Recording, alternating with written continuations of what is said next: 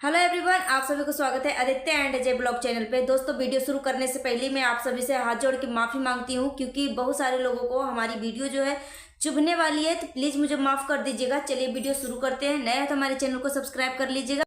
दोस्तों, सुमीत महल के audio recording के बारे में हम बात करते हैं, जिसमें सचिन को प्रवोक किया है सुमीत महल। क्या सुमीत महल दूध का धुला हुआ है? क्या उसने कोई गलती नहीं किया है?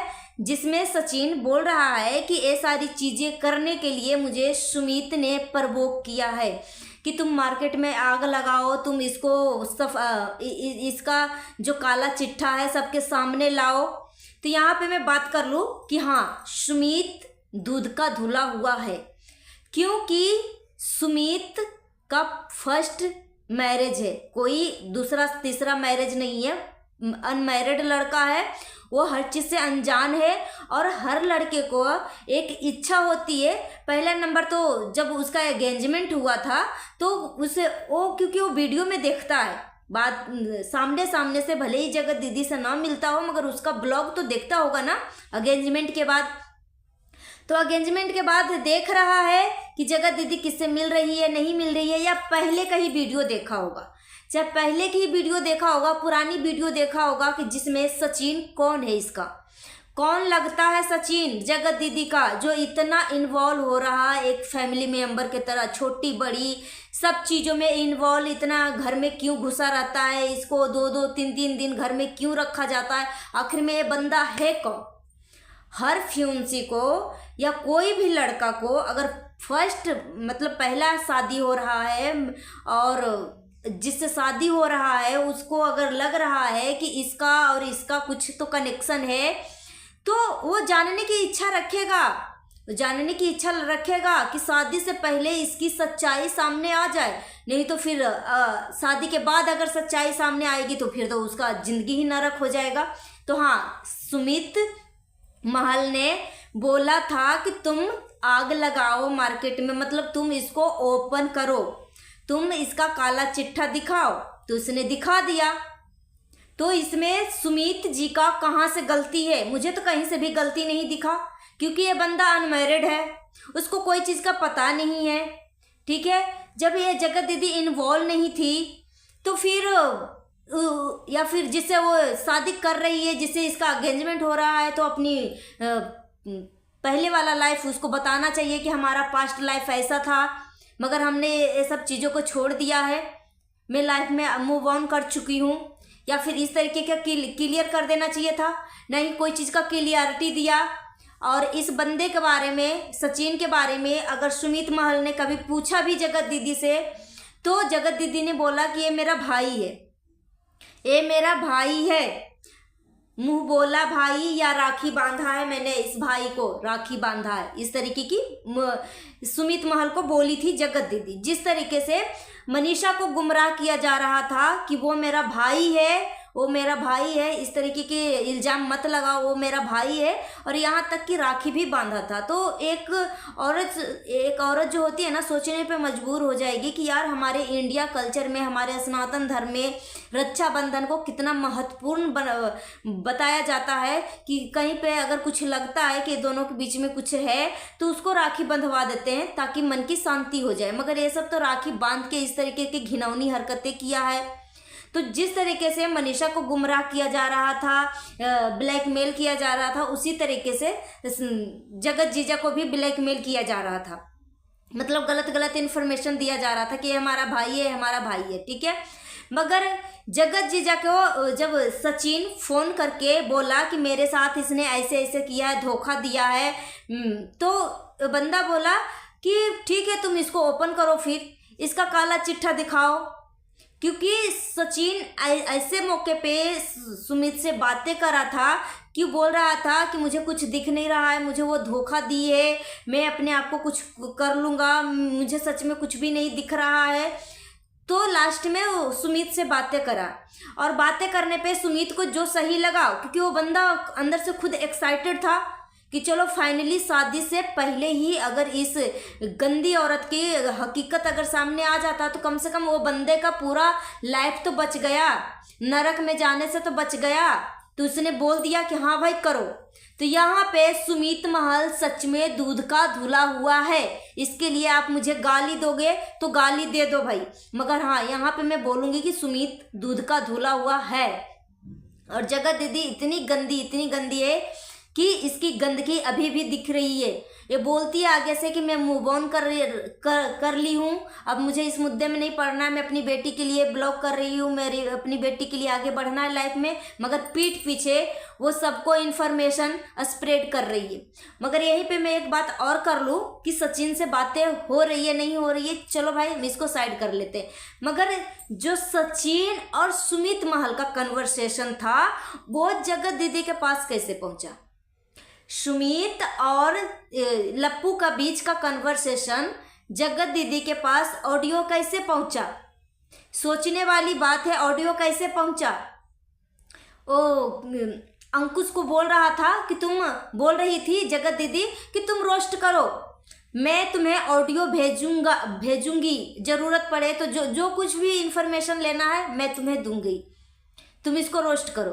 जब मुद्दा शांत हो गया था फिर जगत दीदी आगे से बोल रही थी रोते धोते वीडियो बनाकर कि मैं गलत हूं ना यार, तुम मुझे छोड़ दो ना, मुझे छोड़ दो, क्यों मेरे पीछे पड़े हो, इस तरीके की मतलब बातें करी, इतना रोई धोई, मतलब भिक्स लगा कर के अपनी आंखें वाखें फुला लिया था। वैसे 99% लोग जो है जगत दीदी के आंसू से समझ गए थे कि जगत दीदी के आंसू जो है ना मतलब फेक आंसू है, क्योंकि जो बंदी रात दिन रोएगी ना उसका तो पहला नंबर तो गला बैठ जाएगा, ठीक है, उसकी कंडीशन खराब हो जाएगी। मगर ये जगत दीदी का नहीं फेस फुला हुआ था, नहीं गला बैठा हुआ था, ऑन सिर्फ आंखें फुली हुई थी। तो यहाँ से पता लग रहा है कि इसने कुछ किया था, विक्स लगाई थी या प्याज वाज काटी थी, जो भी है जानबूझकर इस तरीके की, और मेकअप वॉकअप अपनी बाल वाल थोड़ी सी बिखर वखर के आई थी।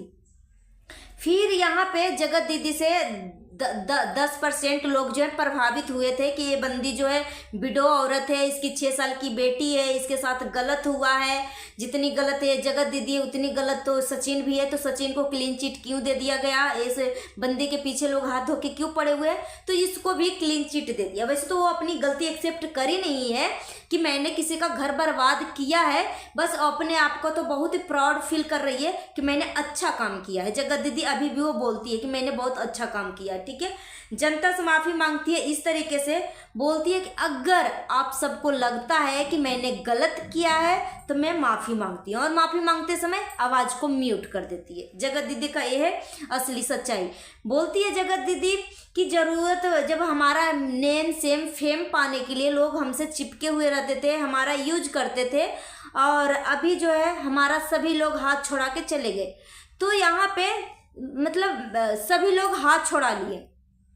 तो यहाँ पे जगत दीदी अपने आप को इतनी मतलब वो महान समझती थी कि लोग इनसे नेम फेम सेम के लिए ही चिपक रहे थे। और हाँ यहाँ पे एक चीज़ और बता दूँ, ये औरत बोली थी कि सुमित भी नेम के लिए फेम के लिए हमसे शादी कर रहा था। बेशरम घटिया नालायक औरत, चुल्लू भर पानी में डूब के मर जाओ। अगर इसको नेम फेम सेम चाहिए था ना सुमित को, तो वो लगातार इतनी वीडियो डालता स्टार्टिंग से, जिस तरीके से तूने 15 लाख कमाई थी ना उसी तरीके से वो भी डालता, उसका भी मिलियन में व्यूज जाते, 2 मिलियन 3 मिलियन व्यूज जाते, क्योंकि सबसे ज़्यादा एक्साइटेड तो दूल्हा को ही देखने के लिए लोग थे, क्योंकि तुम्हें तो तुम्हारा थोबड़ा तो बहुत सारे लोग मतलब शुरू से देखते आ ही रहे थे, लड़का को देखने के लिए ज़्यादा एक्साइटेड थे, तो हो सकता है तुम्हारे चैनल से ज़्यादा लड़के वाले चैनल के ऊपर ज़्यादा व्यूज आते, मगर नहीं, वो नेम सेम फेम के लिए नहीं कर रहा था।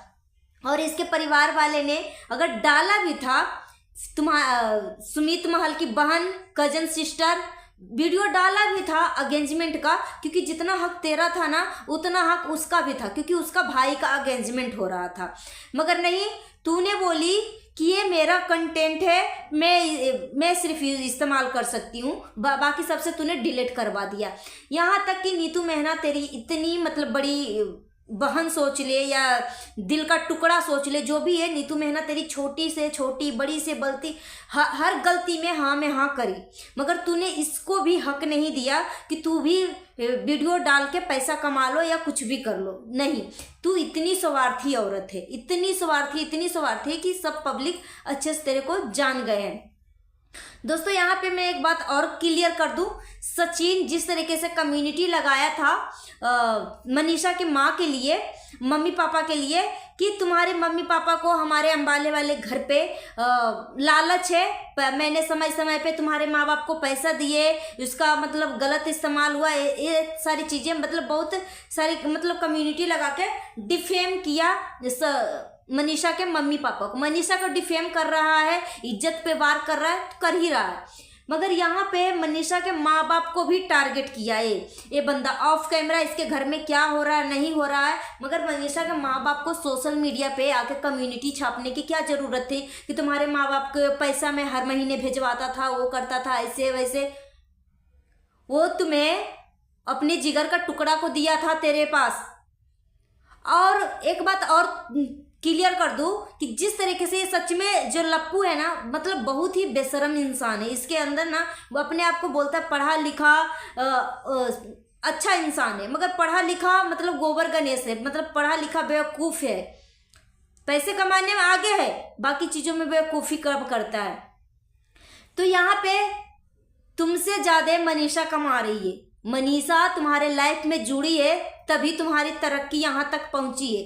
तो तुम इस तरीके से एक लड़की के माँ बाप को कैसे तुम बोल सकती हो, जब तुम्हारे माँ बाप को मनीषा अपने माँ बाप समझकर सेवा सत्कार सब कुछ कर रही है, हर वो खुशी दे रही है, तो तुम्हारा फर्ज नहीं है कि जितना जिस तरीके से अपने माँ बाप का मैं जो भी खर्चा उठाता हूँ, उसी तरीके से लड़की का भी माँ बाप का खर्चा उठाना हमारा फर्ज है। मनीषा भी तो कमा रही है ना, मनीषा भी तो ब्लॉगिंग कर रही थी ना, क्यों सिर्फ तुम्हारा स्पेशल कमाई था? अगर तुम स्पेशल कमाता तो देता तो तू जो कुछ बोला था ना वो चलता। तो यहाँ पे तो तू दो नाव पे खुद ही चल रहा है, फिर यहाँ पे मनीषा कुछ बोलती है तो तेरे को मिर्ची लग जाता है लप्पू।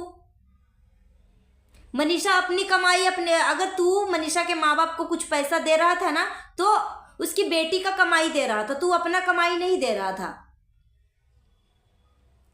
और तू इतना गिरा हुआ इंसान है भाई, इतना गिरा हुआ इंसान है ना कि मत पूछो। तू दूसरे के चैनल पे जाके तू अपनी बीवी का बुराई कर रहा है। तू 2 साल से अपनी बीवी को धोखा दे रहा था, वो अचानक से तू सोच रहा है कि मेरे साथ पॉजिटिव रहे, मेरे साथ नॉर्मल बिहेव करे।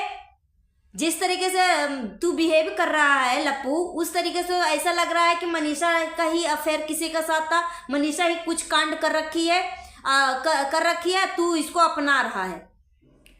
सपोज दैट तू खुद सोच लप्पू कि अगर तुम्हारे जगह पे मनीषा होती, जिस तरीके से मनीषा तुम्हें एक्सेप्ट कर रही है, इतनी सारी गलतियों को भुला कर मौका दे रही है, क्या तू देता मौका?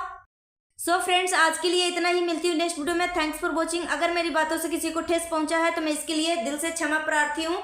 मिलती हूँ नेक्स्ट वीडियो में। Thanks for watching. नया है तो हमारे चैनल को सब्सक्राइब कर लीजिएगा। Thank you.